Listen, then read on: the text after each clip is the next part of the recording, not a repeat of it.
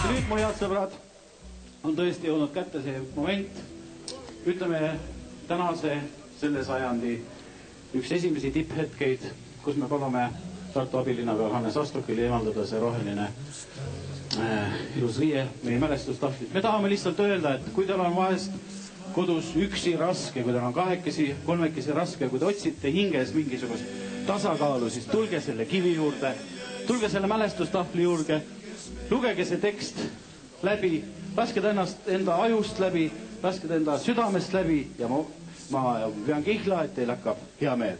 Hannes, ole hea.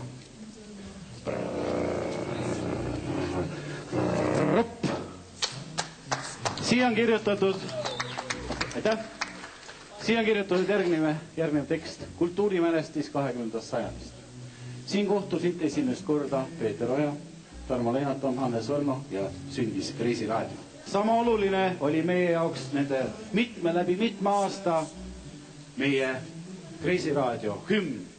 Kreisiraadio hümni valik sündis läbi vere, oli vaeva ja mäda, viha ja lõpuks see valik ikkagi võib julgelt öelda Tartu ühele parima lööbikule, ühele Tartu hinge kandjale, kes on siin laulnud vaatamata aegadele, vaatamata meelsustele ja meeltele, langes Üllar Jörbergile ja loo pealkiri on Võrratu armupaavik.